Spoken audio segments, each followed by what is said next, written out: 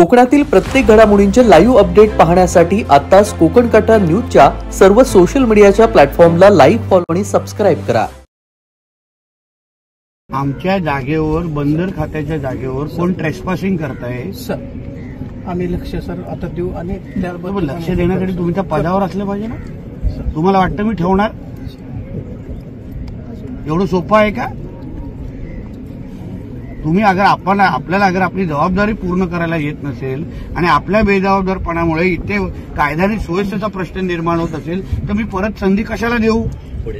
Dumper लागताय तिथे आणि अनधिकृत डंपर लावणारे लोक आमच्याच इकडच्या हिंदू समाजाच्या लोकांवर हात उचलतायत आणि मी गप्प बसायचं?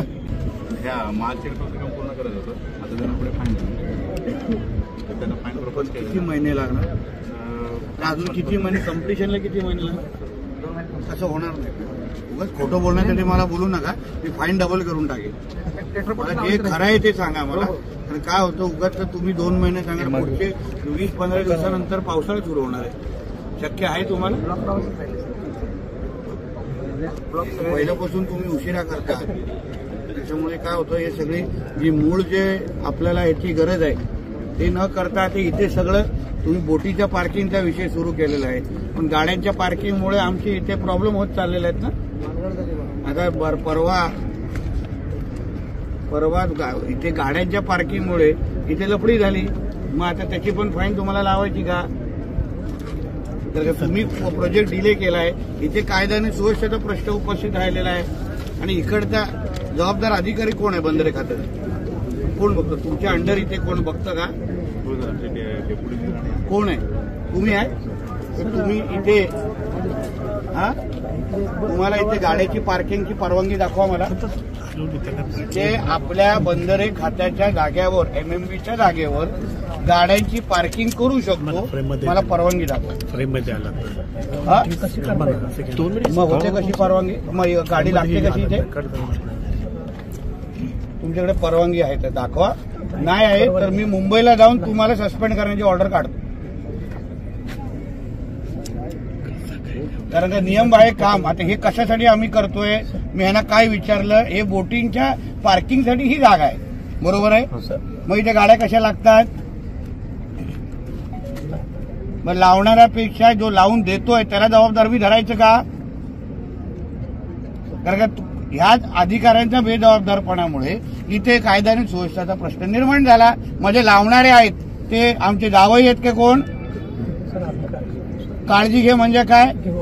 मुळात का लागतात? शिस्त नाही। मग आम्ही हा प्रकल्प कोणासाठी करतोय? इकडल्या स्थानिक मच्छीमारांसाठी करतोय आणि इथे दादागिरी करणारे लोक कशाला परवानगी द्यायची त्या लोकांना? तुमच्या हलगर्जीपणामुळे इथे लफडी झाली, मुलांना आमच्या डोकी फुटली इथे। मग जबाबदार कोण? मग तुम्हाला जबाबदार धरायला लागेल ना। मग तुम्हाला जेव्हा माहिती, मग तुम्ही पण परवानगी खालती सांगितलं पाहिजे ना। असं होता कामा नये। कशाला परवानगी दिली? मग कशाला गाड्यांची पार्किंग? एक पण गाडी दिसली ना काय गाड्यात पाण्यात टाकून दे मी सगळ्यांच्या, बघू आपण मग काय होतं इथे।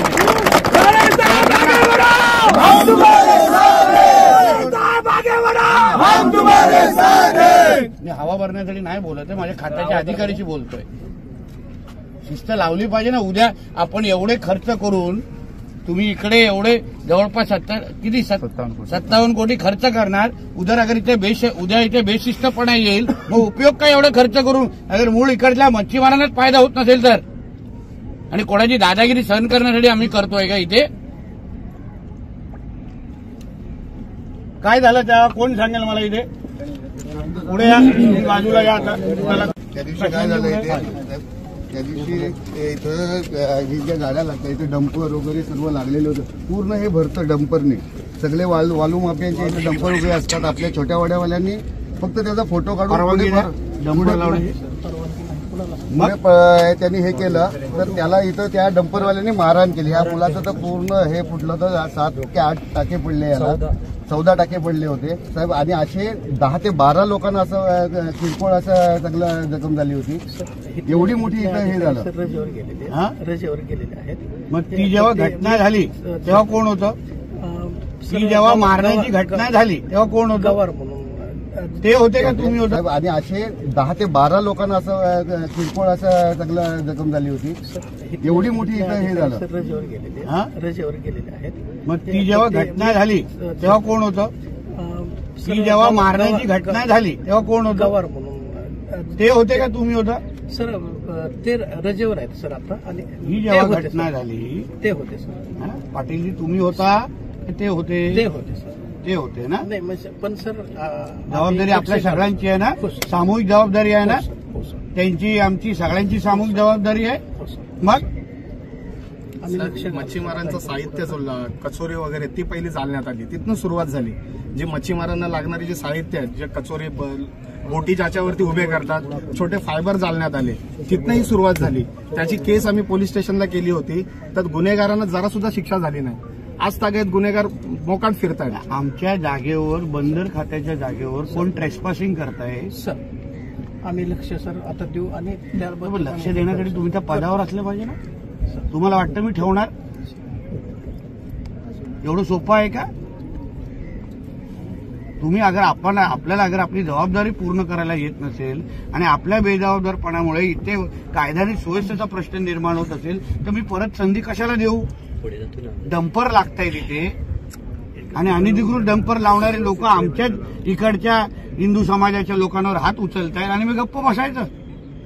मग कशाला हे भगवे बिगवे घालून फिरायचे? कारण खात्याचा मंत्री म्हणून आणि आम्ही हिंदुत्व सरकार आहे म्हणून भाषणात बोलतो आणि आमची इथे हिंदूच मार खात आहेत, तर आम्ही काय करायचं मग?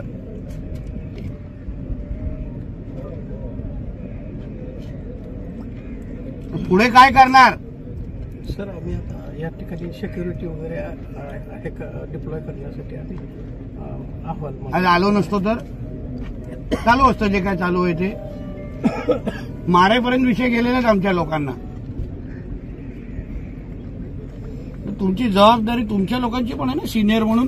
तुम्ही असं कोणालाही आपल्या इथं मग आपण कशाला एवढे लोक सरकारचे पैसे खर्च करतोय? अगर अशीच मस्ती करून द्यायची आहे तर केवढ्या मोठ्या लफडा झाला त्या दिवशी. दंगल झाली इथे. पोलीस हॉस्पिटलपर्यंत विषय गेले सगळे. जबाबदार आपलं खातं आहे ना, पण यांना वर्दी दिली जाते कशाला? आणि कशाला सुट्टीवर गेलाय तो? सर काय कारण आहे? मिसेस त्यांचा कॅन्सरचं ऑपरेशन त्याच्यासाठी ते गेलेले आहेत. पण आपण सागर पुढे येतो. आपण तुम्ही याचा रिपोर्ट तयार करा.